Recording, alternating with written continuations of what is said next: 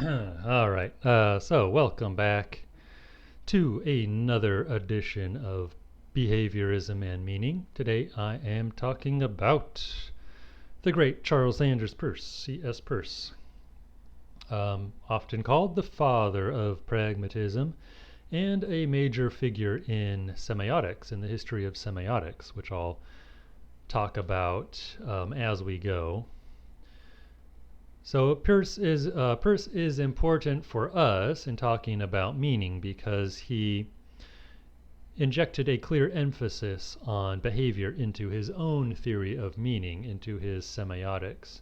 There's actually two places where meaning will come in that I'll discuss in this lecture. One is the Pragmatic Maxim. You may have heard of this, the Pragmatic Maxim, which points us to the consequences of a concept in order to understand its meaning, and consequences are behavioral partly. And his theory of signs also includes discussions of behavior. So what are the behavioral consequences of signs? All right, so those are two things we'll talk about in this lecture. Before we get going, I want to say a little something about the theory of meaning in pragmatism and behaviorism, and sort of the role of the theory of meaning in those two schools of thought, and as well as the relationship between pragmatism and behaviorism. Not everyone, but most of the people I'm talking about would have considered themselves either in the pragmatist tradition or they would have seen themselves in the behaviorist tradition. Not everyone, but most of the people that I'll talk about. And so I want to say something about how those two things relate. So this first quote here is by Harold N. Lee, who was a pragmatist philosopher. And he said, as you can see, the central position of pragmatism is the behavioral theory of meaning and the behavioral theory of knowledge that issues from it. So he really emphasized the behavioral theory of meaning within pragmatism. He saw that as the core of pragmatism, and all these other things that pragmatists wrote about, like social practice or the meaning theory of truth, and all these other things were tangents to the main central issue, which was the behavioral theory of truth.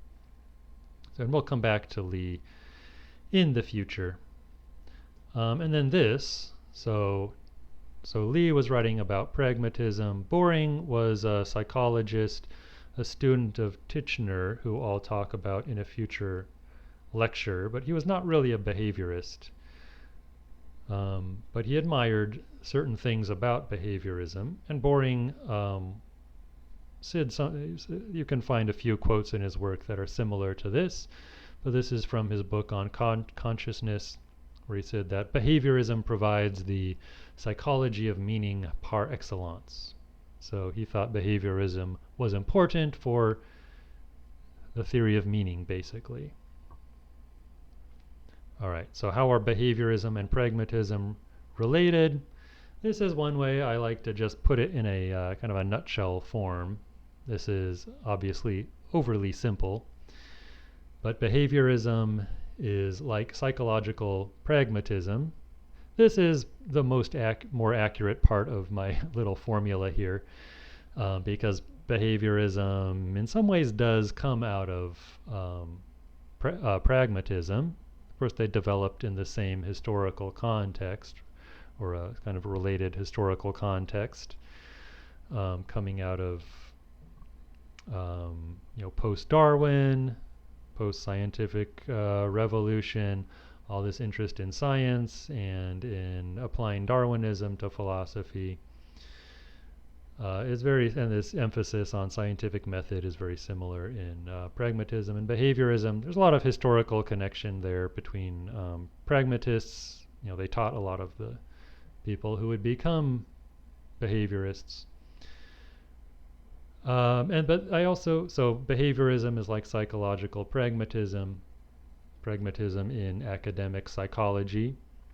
But you could also say pragmatism is philosophical behaviorism. There have been philosophers who called themselves behaviorists, but you can think of pragmatism as a behavioristic philosophy because it focuses a lot on action, on behavior, on practice, as its name suggests. Let's see. So I talked about some different theories of meaning in the introduction to this series. So I went through a whole bunch of different modern theories of meaning from philosophers who would not really have seen themselves as behaviorists or pragmatists. So I just want to give a short definition of the behavioral theory of meaning. So the basic proposition that you'll see again and again. It's not always put in this directly, but this is the basic idea. Meaning is response. Meaning equals response. The meaning of an utterance or a sign is the response to that utterance or sign. And there's a lot of complexities that can surround this, that can be part of this, and it can be extended in various ways, and how you explain it might be different with different theorists. This is the basic idea. I just want you to keep that in mind as we go. So there's a lot of variations about this that we'll see. I also just want to give I'll try to do this for each of the lectures to show kind of where we are in time. This is mostly a chronological list of the people I'll talk about. I won't go exactly chronologically, but of course you might watch these in whatever order you want. But yeah, starting with Charles Sanders Peirce, you'll notice that a lot of the work on the behavioral theory occurred during the first half of the 20th century. So that's when the pragmatists, of course especially the classic pragmatists and the behaviorists were most active. There were some later pragmatists like Harold Lee. I don't know if I'll do a whole lecture on him or not. There's kind of a loose collection of lesser known people that I might combine in various ways with other people. And some of that goes into the latter part of the 20th century. An important later person I'll talk about is Jordan Peterson, who he has talked about pragmatism as important in his development. He's also discussed behaviorists like Skinner, not agreeing with them completely, but he is knowledgeable about them. But importantly, his theory of meaning is very much in this tradition, and that's a major part of his own writing is writing about meaning.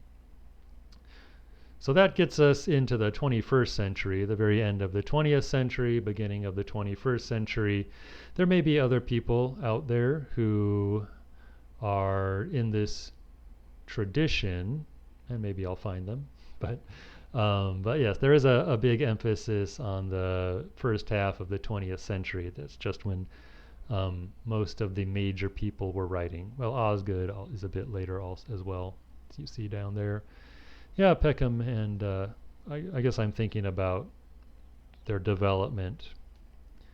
And yeah, a lot of their births are the early 20th century, 19th century to early 20th century in terms of when they were born. Okay, so let's get into Peirce. Yeah, so Peirce's writings are difficult to get a handle on. This is just so Harold Lee, who I've mentioned already, and perhaps other people have described Peirce's philosophy as a Rube Goldberg machine. You might have heard of Rube Goldberg before. He's a cartoonist. He created these crazy little drawings of doing kind of simple stuff like making toast or brushing your teeth or whatever, but using these very complicated machines. This is some GIF that I found online. I'm not sure who made it. I would put their name if I knew, but it's the idea of this super complicated machine. And yes, so Peirce's writings are very difficult. He didn't write any like major book really. He wrote a lot of articles, but most of his writings were not published. They were collected later in a way that I find kind of confusing, and it's always difficult to figure out what he thought about anything. Of course, and there's a lot of change over time too, which makes things difficult. And so there's a lot of interpretation that goes on. One place this might come up in later lectures is the disagreement, I guess, between John Dewey and Charles Morris, two later, slightly later pragmatists. Dewey was only a little bit later than Peirce.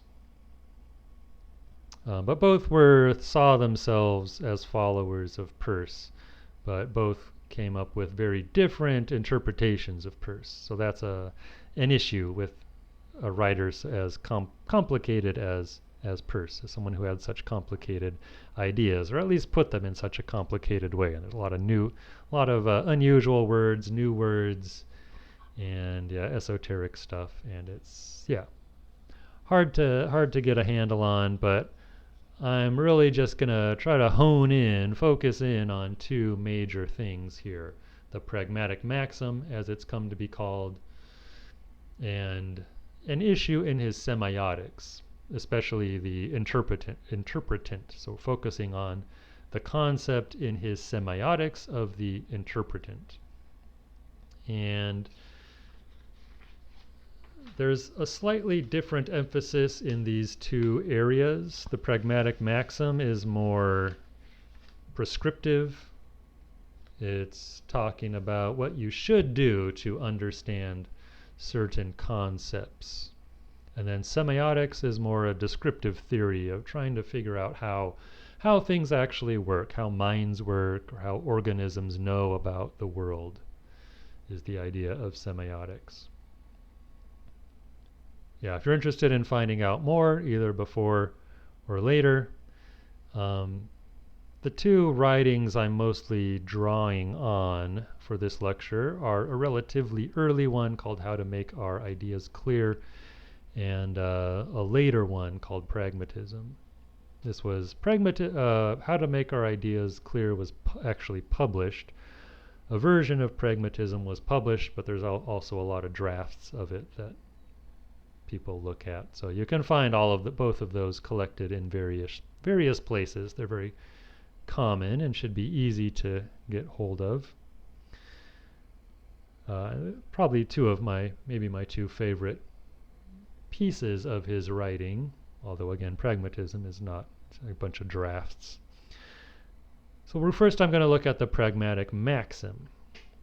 And when we do this, we need to remember that Peirce was a physical scientist as well as a philosopher. So he's interested in observation and evidence. He was involved in many different areas of science, chemistry and physics and astronomy and all kinds of stuff, doing experiments, trying to figure things out. And so this first writing comes out of that type of work. And so if you saw the introductory lecture, I mentioned Bridgman's operational theory of meaning, or operationism, and it's connected to that, I think, a precursor, a forerunner of that. So what is the Pragmatic Maxim? As usual with Peirce, there's many statements of this. In How to Make Our Ideas Clear, this is what he said: consider what effects that might conceivably have practical bearings we conceive the object of our conception to have. Then our conception of these effects is the whole of our conception of the object. So if this is your first time hearing it, it might sound very complicated, But he's asking you to look at the practical consequences of your concepts. So it may be easier if I give an example. So one example that he gives is the concept of hardness. What does it mean for something to be hard, to have hardness? Well, what does this mean practically? Well, for example, if we call something hard, we tend to mean that it can, say, scratch other things or damage other things. If it rubs against it or hits it or whatever, it's probably going to damage it. And on the other hand, it's not likely to be scratched or damaged by other things. So there's a practical, so that's the practical side of what it means for something to be hard, to have the quality of hardness. How easy is it to scratch it? How easy is it to damage it? If you think it's not easy, then it's probably something that's hard. Here's another statement of the pragmatic maxim that focuses on the, well, it uses the word meaning, so that gets us maybe more into the right kind of territory. To ascertain the meaning of an intellectual conception, one should consider what practical consequences might result from the truth of that conception, and the sum of these consequences constitute the entire meaning of the conception. So again, focusing on consequences, practical consequences of something. I'll give an example. We'll talk about William James next in the next lecture, and there's a funny example from William James. But yeah, it's also important to know that he's talking about intellectual concepts. So these are not just any kind of concepts. Peirce is thinking about our concepts of the empirical world, of the factual world. He's thinking about statements of fact because, again, he's often thinking about science and the scientific method. So he's thinking about things that we can mutually observe in the world. And so observing the consequences of our ideas as they play out in the world. Do they make a difference? Do two concepts have the same consequences? Or do they have different consequences? And then they have different meanings if they have different consequences, different practical consequences. So hardness versus softness is a good example of this, because this is something we can apply to objects in the world, to things in the world. Maybe subjective things like feelings, colors. He thinks colors are maybe not intellectual concepts because you could switch around our colors, our experiences of colors. I could see opposite colors to you, but it would not make a practical difference to our world. I mean, you can think this is maybe a fun, not a great example, and there's been a lot of debate in philosophy and psychology about colors, but anyway, just trying to give you the general idea. So we're talking about things where you can see clear consequences in the world of your concepts. All right, so the importance, Peirce emphasizes use, how you use concepts, apply them to the world, the observable consequences, and the meaning of a concept is how it guides our observational activities. And I already mentioned that it's similar to the theory of Bridgman that I have mentioned before, which was in 1927. So Bridgman is later, but his theory is kind of similar. The meaning of a concept is the set of operations associated with it. So gravity, the meaning of gravity is how you measure it. The meaning of length is how you measure length. Okay, let's go on to semiotics. So the other way that we can look at meaning in Peirce is in his semiotics, his semiotic theory. Semiotics, he calls it, and others call it, the doctrine of signs. And I'll say a little bit about signs later in a moment. The process studied by semiotics is semiosis. I think of this as how the organism knows the world, or how organisms know the world. They know the world through signs, by responding to signs. And so that process we could call semiosis. Later behaviorists called semiosis just behavior. Behavior is semiosis. Semiosis is behavior. Yeah, but Peirce's semiotics is basically an attempt to describe how the mind works. If we're just using those words loosely for a moment, he had his own particular definition of mind, but we'll ignore that for the moment. So what is a sign? Well, there are three parts of a sign, interrelated parts, you would probably say. And each of these parts is, I think, itself a sign. This gets complicated. But there's these three parts which have special names. And actually, you'll find different names in Peirce. I think these are the most common, the ones that you'll most commonly run across. So these are the three parts of a sign. The representamen, the object, and the interpretant. These are what he thought were the three parts of the sign, all kind of interrelated, so you often see this with a triangle to show that relationship between these. So I'll walk through these, I guess. The representamen is what's on my next slide? Representamen. Oh, that was sorry. So representamen is something. So this is what he said, what he wrote. Something which stands to somebody for something in some respect or capacity. So the something, the representamen is the something here that stands for something else. So that something could be like a word, it could be a gesture, it could be a picture, an image, noise, a sensation, whatever. Any kind of thing really that points maybe toward another thing.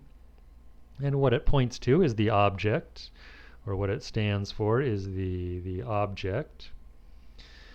And the object is that for which the representamen stands, not in all respects, but in reference, so he says, in reference to a sort of idea which I have sometimes called the ground of the representamen. So the representamen is related to the object, so there's a relation between representamen and object, and it doesn't refer or point to or stand for the object in every way. It's just pointing to some property or quality or something. There's different kinds of relations. If you know about Peirce at all, you've probably heard about icons and indices and symbols, and that's talking about this relationship between representamen and object. So you don't want to talk about that now. Well, yeah, we'll see some examples of this. So, yeah, maybe I'll go through. Well, let me mention interpretant, and then we'll go through some relations.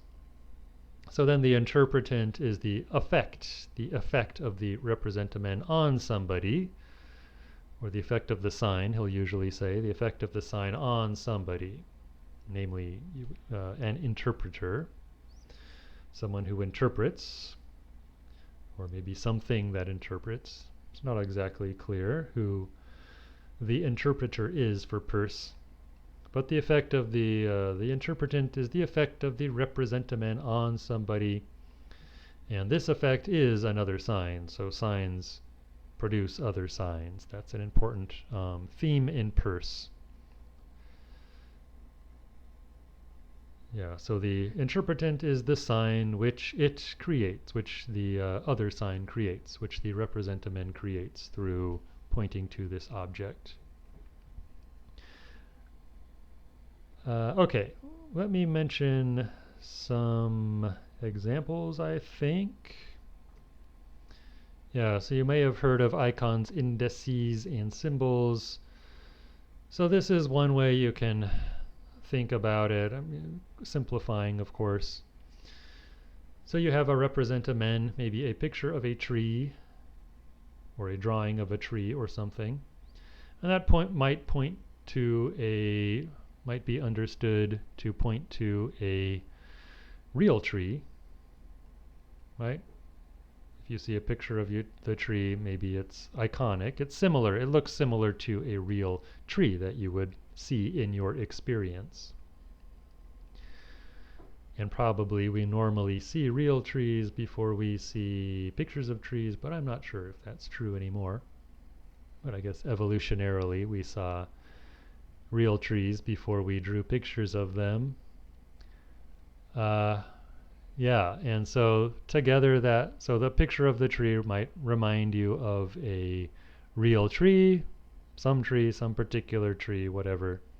But it creates some thought, produces some thought, which is the interpretant of the picture of the tree. It makes you think of some real tree, for example. But there's other ways this can work. So there's the indexical relationship, which is about things occurring together.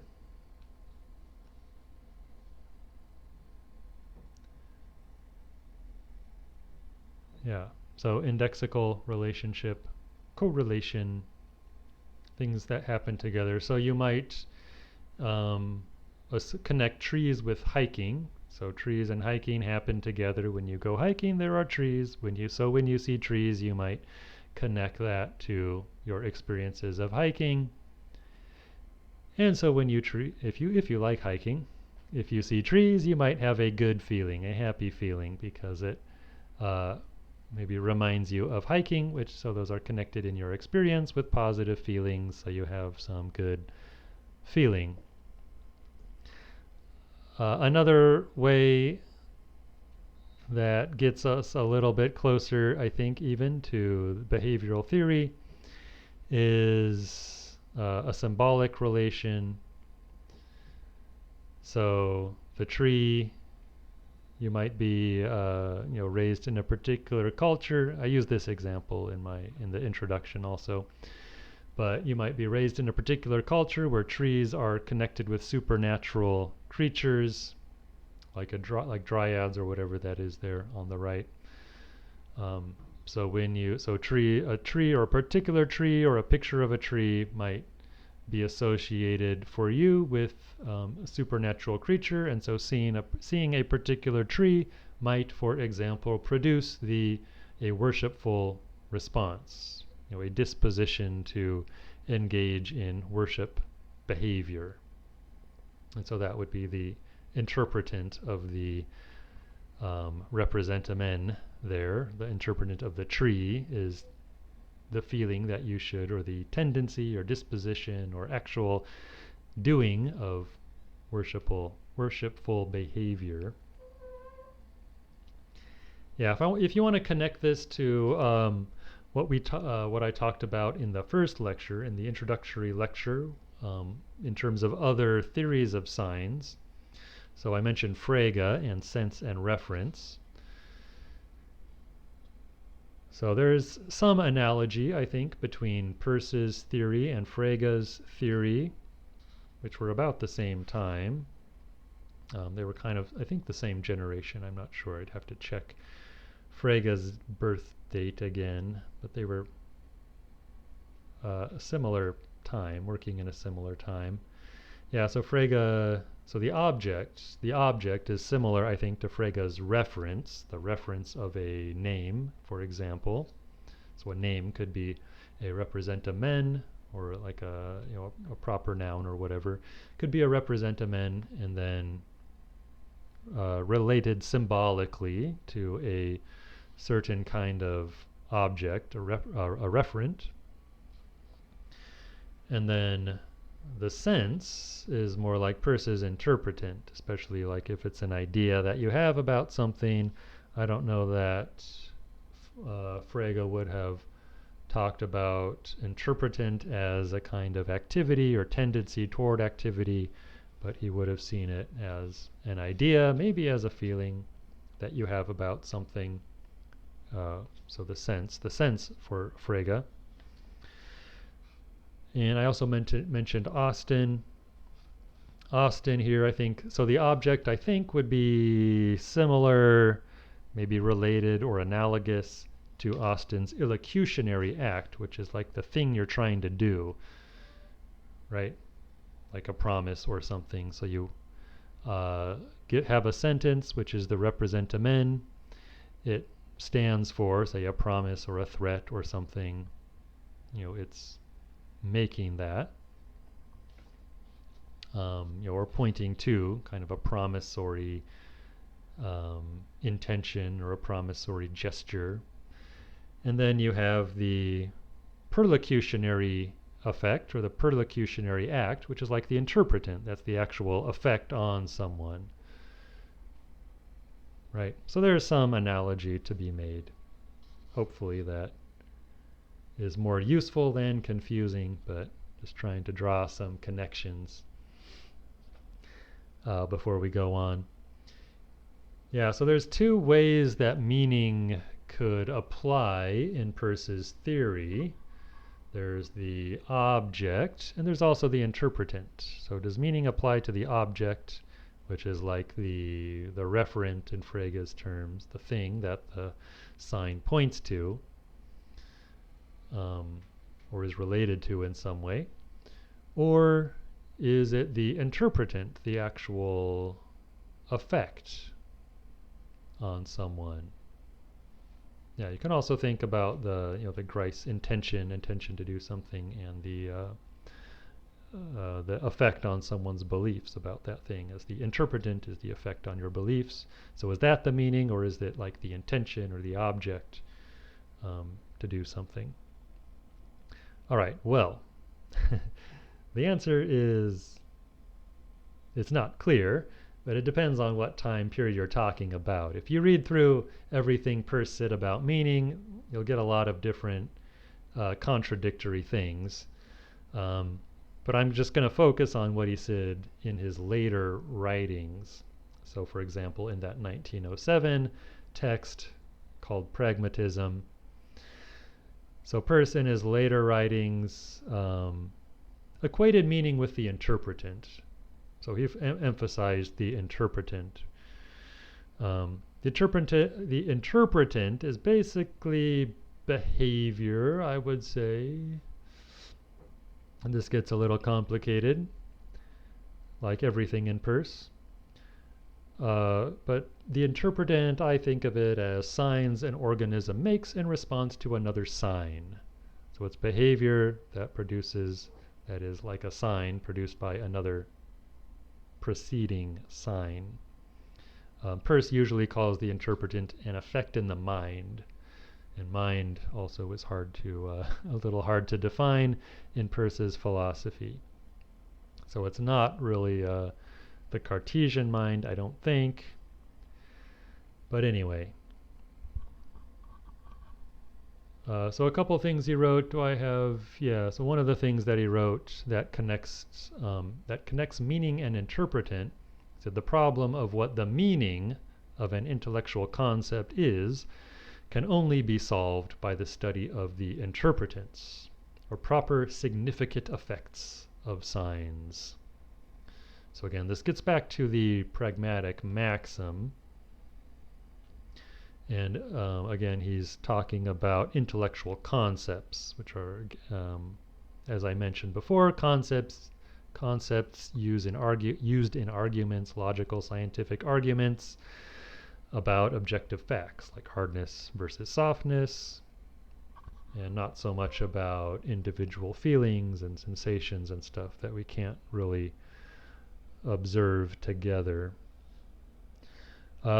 Interpretant, there's different kinds of interpretants, which makes things always complicated with Peirce. I'm going to focus on the last one, but there's these others that you can try to figure out if you want.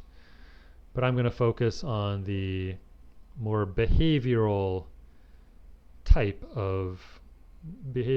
of thinking about the interpretant, which is emotional, energetic, and logical.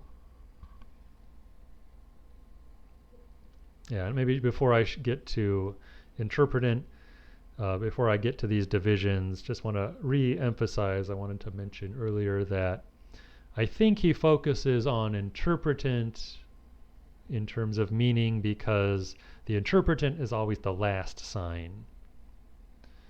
It's always the most developed sign. So semiosis is an infinite process, always ongoing process, but the interpretant is always the latest stage of that. So it's like the consequence, the ultimate, well, not the ultimate, it's hard to figure out the right word, but it's when you're analyzing something, when you get to the interpretant, it's always the kind of the latest stage of your analysis. And he sees that as meaning. So the object, so in some ways the meaning of the representamen is the object, right? So the meaning of a word might be the object that it names, but both ultimately become part of the interpretant. So it's the interpretant that makes the connection between the representamen and the object, and in that reaction, it's through that through reacting to a sign that you connect representamen and object, and that gets developed. And the interpretant is the name always for that more developed stage of semiosis. Yeah, so anyway, as I've said before, it's complicated, but let me go through the kinds of interpretants just very briefly. Talked a bit longer than I planned. So emotional, energetic, logical. Emotional is the quality of the feeling that's produced by a sign or in response to a sign. One example he uses is music. We hear music, and which is a sequence of signs or a sign, a complex of signs, and it produces certain feelings in us, and that's the interpretant. Those feelings are the interpretant of the music. The energetic interpretant, this is a conscious physical or mental effort. I think he emphasizes that it's conscious rather than unconscious, and this is another distinction that is hard to get the precise details of correct. But anyway, he thought it's something effortful produced by the sign. So if in response to the sign there's a certain mental or physical effort to do something, that's an interpretant of the sign. So I think maybe actively remembering something, you see something and it makes you start to remember something. You're like, oh yeah, what was that? That reminds me of something, and you're thinking. That's like an energetic interpretant. And then also actually doing something too, of course. Like maybe if you see driving and you see a stop sign and you put your foot down on the gas pedal, that would be an energetic interpretant of the stop sign. Maybe he did not use that example. Cars, I guess, were not common when he was alive. And actually, I don't remember when stop signs were introduced. I think I read about that once, but I don't remember when they started to make stop signs. Anyway, Then there's also the logical interpretant, which is, I think, the most important for him in terms of meaning, because he's talking about these intellectual concepts. The logical interpretant is a habit change. Let me read you what he wrote about that. So a habit change, a modification of a person's tendencies toward action. A modification of your tendencies toward action, resulting from previous experiences or from previous exertions of his will or acts, or from a complexus, a combination of both of those things. So it excludes, habit changes exclude, or habits exclude, natural dispositions. I think he means what we would usually call instincts in kind of the common language, or like reflexes, hardwired reflexes. These are not habits that can be subject to the logical that it could be kinds of logical interpretants. It's habits, so learned habits, I think. And it includes, beside associations, what may be called transociations or alterations of association, and even includes dissociation. So that's a little bit confusing, but interpretant could be making a new connection, a new habitual connection between something and something else, between two signs, two phenomena, or separating two things that you had previously connected. So that could be part of a habit change, new associations to some idea or whatever, or dissociations. And so the best meaning for Peirce was the logical interpretant. I think at the end of his career and the end of his life, he tended to equate the meaning more specifically with the logical interpretant. So not even just with the interpretant, but with the logical interpretant. And this is because general concepts, because intellectual concepts have a general meaning. So they're not specific. And so it's not a specific response to a specific thing. The meaning is more general. He's thinking of meaning in a general sense. So it's a change to your general habits, your general concepts in response to a category of things. Yeah, which is basically beliefs. So we connected habits and beliefs. So a change to your habits is a change to your beliefs, which is a change in how you are likely going to act. So we said readiness to act in a certain way under given circumstances and when actuated by a given motive is a habit. So readiness to act in a certain way in certain circumstances when you have a certain motive is a habit. And habit that is deliberate and self-controlled is belief. And that is meaning for Peirce. I'll try to draw some connections here. So meaning, logical interpretant. Logical interpretant is habit or belief formation. So that's the development of signs into changes in habit, into the formation of habits, formations of belief, which are readiness to act in a certain way under given circumstances when actuated by a given motive. All right, so now we've got somewhere close to the, I was going to give an example. Return to my example anyway. Right, so the representamen might be a tree which is connected, which gets connected in your experience, in your culture, under your circumstances, to supernatural creatures, and this builds in you a tendency to be ready to worship when you see a certain tree or representation of a tree or whatever. So you build up that habit, that kind of belief about action, about what you should do in certain circumstances.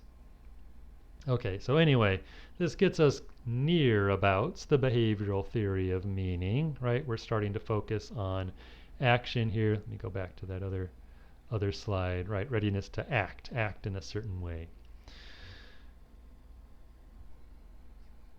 So there's a lot that's confusing and complicated and difficult in Peirce, difficult to interpret, but he did emphasize a lot habits, consequences, acts, practice, practical consequences. So it gets us some way towards this behavioral theory of meaning that we're going to be developing.